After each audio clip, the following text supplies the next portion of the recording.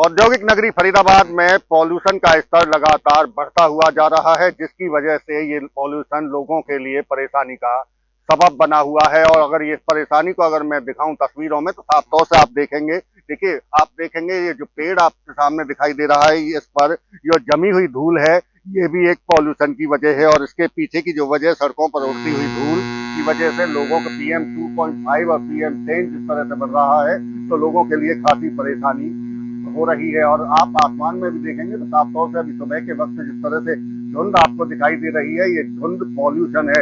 और ये पॉल्यूशन में जहरीली जो हवा है ये लोगों के सांसों के जरिए शरीर में जा रही है और उसकी वजह से लोग बीमार भी हो रहे हैं। और ऐसे में हॉस्पिटल में भी OPD बढ़ चुकी है। और अगर फरीदाबाद के आंकड़ों की बात करें तो फिलहाल NIT में 258 पर पॉल्यूशन बना हुआ है, जो पुअर श्रेणी में आता है। इसके साथ साथ में सेक्टर 11 में 170 एयर क्वालिटी इंडेक्स है, जो मॉडरेट है। इसके अलावा सेक्टर 30 में 214 और सेक्टर 16 जहां हरियाणा पॉल्यूशन कंट्रोल बोर्ड का जिला का दफ्तर है, वहां 250 के आसपास पॉल्यूशन का लेवल पहुंच चुका है। तो आप समझिए किस तरह से जो फरीदाबाद के लोग हैं पॉल्यूशन में रहने के लिए मजबूर हैं। हालांकि दावे जरूर किए जा रहे हैं कि पॉल्यूशन का स्तर कम करने के लिए तमाम तरह के उपाय अलग अलग किए जा रहे हैं। टीमों का गठन भी किया गया है और रोजाना मॉनिटरिंग भी की जा रही है, लेकिन उस मॉनिटरिंग के बावजूद भी पॉल्यूशन का लेवल कम होने का नाम नहीं ले रहा है। हालांकि दावा अधिकारियों की तरफ से किया जा रहा है कि इन दिनों में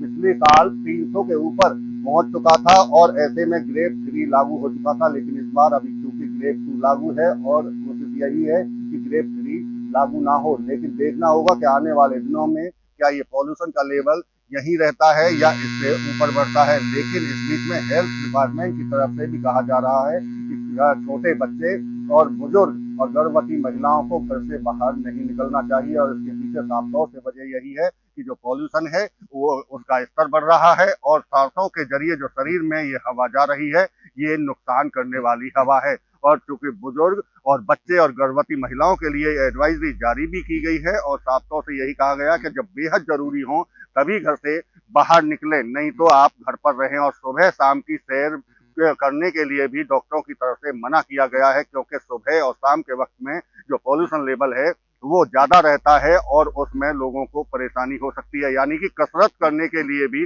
डॉक्टरों की तरफ से मना किया गया है। अब देखना होगा कि आने वाले जो दिन हैं, जैसे जैसे जो सर्दी का मौसम बढ़ेगा उसमें हवा अगर इसी तरह की खराब रहती है तो लोगों के लिए और ज्यादा परेशानी होगी।